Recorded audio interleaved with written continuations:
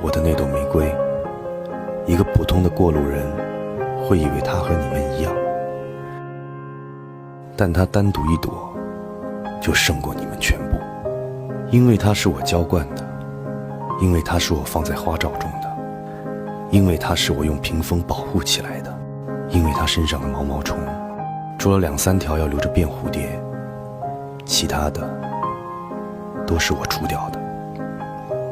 因为我倾听过它的哀怨，它的吹嘘，